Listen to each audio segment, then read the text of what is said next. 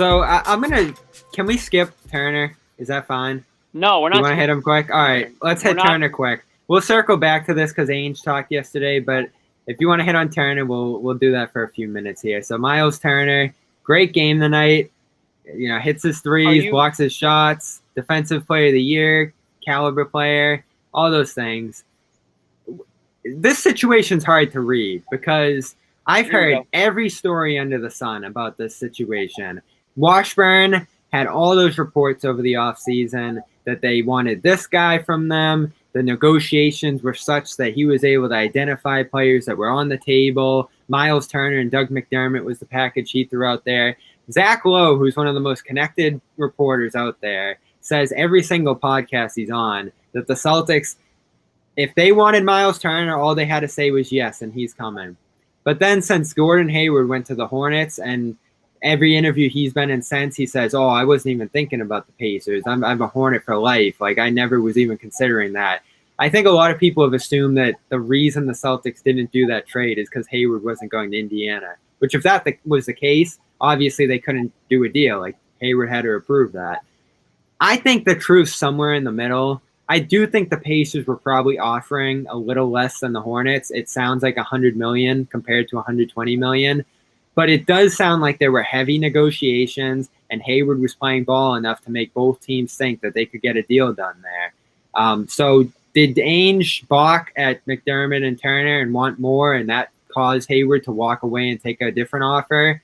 Or was that Hornets offer always going to overrule everything? It's tough to say. But let's say that Turner was a possibility for the Celtics. There would have been no TP. There wouldn't have been flexibility, but maybe you could flip Turner in the future for a different piece and have him and McDermott be part of this team now.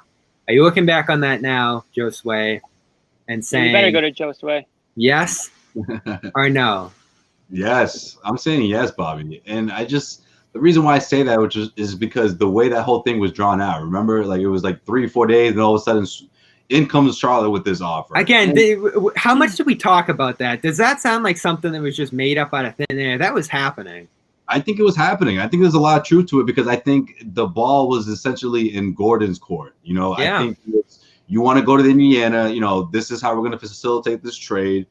What are you going to do? You want to stay in Boston? You want to go to Indiana? Or here comes Charlotte? And Gordon's been the one that's sort of gone back and forth in these interviews too. Like the latest interview, he says that he makes it sound like it was a coin flip between Indy. Boston. I don't buy Hayward. Yeah. Yeah, like I don't know, like he can't call it. Every time he goes back to it, every time he thinks back to that time, he tells a different story. So I honestly think there's a lot of truth to it because I think obviously there's the hometown connection, and obviously there's the fact that the Pacers are a pretty damn good team. Let's face it. Between the two, they would look really good with Hayward right now. It put Hayward in a situation where he's what he wanted to be. 1, a featured player, right? 2, competing on a team that has a chance to go deep into the playoffs. And 3, you're back home. You're back playing in front of your family. And I think all that is very significant to Gordon Hayward. But then again, here comes Jordan. Jordan comes along offering him essentially the same deal he just signed in Boston 4 years ago. I mean, who would turn that down, especially when it's coming from the same guy who not only painted this picture for you 4 years ago, but he pretty much told you you're making a mistake going to Boston, or that you were making a mistake, whether it was staying in Utah and not going to Charlotte. And here he is again 4 years later telling you, I told you so. So, again, I think I think there's a good chance the deal was on the table, whether it was Myles and McDermott or whether it was Myles and player X. I just think Myles Turner has so much to do with this because the Celtics were looking at the Bam Adebayo in the Miami Heat series and thinking, how are we going to measure up against Bam? We need an answer for Bam. I think that was definitely one of the top things on their list heading into the offseason. And I think ultimately they settled for Tristan Thompson. They took the championship pedigree. They took the tenacity of a player who hasn't been in the spotlight for the last couple of years, and they thought that could push them and take them a long way this year. And again, Jimmy, I'll let you go in a second, but they interviewed Turner on media day in Indiana, and they're like, did you think you were going to get traded? And he was pretty much like, yeah. So like this was there. Yeah. He talked about how strong again. His agent was in his ear saying, "You're probably going to go to Boston." Sorry, go ahead. No, well, I'll just say real quick, he never shut it down, whereas Victor Oladipo, you remember like a week or two after the initial reports, he's just like, I don't know who's saying these things, but I haven't heard anything about me getting traded. Myles Turner never did that. He never shut them down. Okay, so I don't know what, like, you guys, I don't know what's true and what isn't. I don't know if Danny Ainge had the deal on the table. Yeah, let's just pretend it was, because it probably was. Able to make it. Right. Let's, for the sake of argument, say that it was. They could have gotten Myles Turner and Doug McDermott back, and Gordon Hayward goes to Indy, which I'm stunned he didn't go to Indy, because I just assumed Robin was calling all the shots, and if she was like, yo, we're going to Indy, he's going to Indy. So maybe that extra money was the determining factor. I'm sure it probably was. But if the question is, did Danny Ainge make a mistake if that was an offer? I think the answer is very obvious, yes. You're basically talking about, you could have Myles Turner and Doug McDermott, or Tristan Thompson and a TPE that you may or may not use, right? So for all the fans and for all the Celtics reporters who were saying, Myles Turner's not even any good, he stinks. Like, here, Tristan Thompson and the TPE is way better than Myles Turner. I just hope that you guys take a freaking lap, because you're wrong. You're wrong, and you're so quick to defend Danny Ainge and Brad Stevens and Celtics this, Celtics that, and you want to poo-poo the fans who see a good player in Myles Turner, see what he's capable of being a stretch big who's young and on a pretty good contract, of which I heard many times was untradeable. You're going to sit there and tell me right now, Bobby, that Myles Turner's contract is untradeable? I don't think so. So it's very funny how quickly the narrative can change on a guy like Myles Turner, who would most assuredly be starting for you and playing a hell of a lot better than Tristan Thompson would. So for everybody who wants to go back into the archives, pull up your tweets and your snarky comments on Myles Turner and Tristan Thompson and Danny Ainge and people who, you know, think that Myles Turner's a good player, I hope you do. And I hope you do a few push-ups tonight. I want 17. I want 27. I want 30. 17 points, 10 rebounds, 3 blocks. That's 30 push-ups for every single one of you people who are poo-pooing the idea of getting Myles Turner. And Doug McDermott, who, by the way, last I checked, you need a backup wing too, right? So does he not fill that role? Yeah, I think he does. So Sure let's does. just not even ask the question anymore of whether or not this was a mistake, if it was an option, because 110% it was a mistake. All right. You make a good case, Jimmy.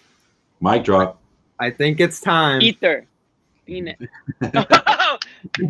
Oh, Here we go. Hey. Yeah. For all the people that wait an hour 15, you get what you deserve here. There's no way I can hold out on anymore. And there's a couple Let's points. go. There's a couple points I'll make ahead of it, but you're right, Jimmy. Having Myles Turner and Doug McDermott is better than having a $28 million nothing that needs to be packaged with other things. And let's just face it, the Celtics haven't defended the paint at all this year. Turner's as good as it gets at that. He might win Defensive Player of the Year, which is a status award. So a guy like Turner winning that is no joke. So his production's been through the roof. He irks me with certain things he does, but there are other plays where he's at the top of the offense and can dribble downhill, get to the rim, and lead possessions in a way that would get the ball popping a little bit with this team. I don't like his three-point shot. It's only 32%, but it's better than nothing. Would he be blocking Rob a little bit? Maybe, but Brad sorted that out with Thompson. And let's face it, I've liked Thompson, but he's been miles and miles better than Thompson has. And on a night like this, rebounding's his weakness, but he had a strong rebounding night here. So would he have been the perfect big? Would he have solved Bam? Would he have solved Embiid? All those different things? Who knows? But he's playing fantastic this year. He looks like he does things that the Celtics need. And on top of it all, you could flip him later. He's more tradable than it seemed at the time, which was an argument I made then. Even at $18 million, you would rather have Myles Turner and Doug McDermott, who wouldn't be a forward-facing trade option, but would be helping this team right now as a wing. There you have it, Jimmy. They should have done the deal. And when Danny Ainge says there were things we could have done, I think this is what he's talking about. So there you have it. There's no John missed a good I love one. it. That was a good apology. John's going to be upset that he missed it, but I'm sure he's going to be watching it back. Again, I expected a lot more from Thompson. Thompson's defense has disappointed me to a point where you have a bad defender at center right now versus the defensive player of the year at center. I mean, that's just undeniable. You would pay $9 million more for the defensive player of the year. John's definitely going to point out that you mentioned how you don't like how he shoots threes, though. I don't. I mean, come on. You saw it again tonight. He hit them early, missed them late, missed the free throws in the crunch time. I have my gripes about him, but he's young.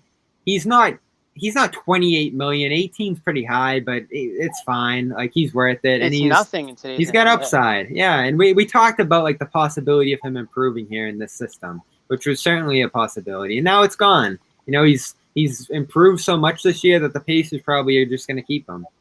Right. And the other thing that I forgot to mention is, like, one of the reasons, didn't the Celtics bring in Brad Stevens so that he could fix a player or help improve a player just like this? I mean, if you don't have faith that a young player like Myles Turner, if you had issues with him at age 24 or 25, however old he is, I don't know exactly. I know he's young. Let's put it that way.